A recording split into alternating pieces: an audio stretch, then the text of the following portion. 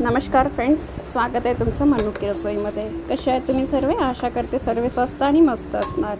आज आपण बनवणार आहोत पनीर। फाटलेल्या दुधापासून पनीर कसं बनवायचं ते बघून घेऊया आपण। इथे माझं अर्धा लिटर दूध फाटलेलं होतं, तर त्यामध्ये मी अर्धा स्लाइस निंबूचे टाकून घेतलेले आहे। तर आपलं इथे दूध पूर्णपणे फाटलेलं नव्हतं। पाणी आणि आपल्याला पनीर वेगवेगळं करायचं आहे, तर याला एक बॉईल येऊ द्यायचं आहे। तोपर्यंत बघू शकता तुम्ही, बॉईल आल्यानंतर आपलं पनीर वेगळं आणि पाणी वेगळं झालेलं आहे। तर आपल्याला या कन्सिस्टन्सीमध्ये हवं आहे। तर आपण आता या स्टेजवर जे आपण निंबूचे स्लाइस टाकलेले होते ते वेगळे करून घेऊया यातले। आणि माझा व्हिडिओ आवडला असेल तर लाईक, शेअर आणि सबस्क्राईब करायला बिलकुल विसरू नका। प्लीज सबस्क्राईब करा। तर आपण आता याला एका कॉटनच्या कपड्यामध्ये अशा पद्धतीने काढून घेऊया। बघू शकता एक्सेस पाणी तुम्ही आलेलं आहे खाली, त्याला छान असं प्रेस करून एक्सेस पाणी जे आहे ते आपण काढून घेऊया।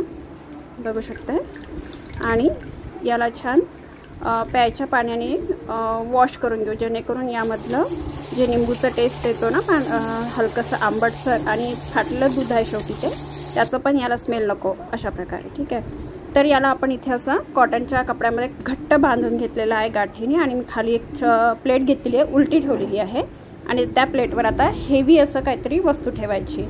तर माझ्याकडे हा वरवंटा होता, तो मी तिथे ठेवलेला होता। तर 7 ते 8 तासाच्या नंतर बघू शकता आपलं पनीर असं बनून झालेलं आहे। तर मार्केटला तसेच प्रत्येकच गोष्ट आपल्याला इझिली मिळून जातात, पण जे घरी बनवलेली आणि स्वतः बनवलेली असतं ना, त्यामध्ये काही वेगळाच आनंद असतो।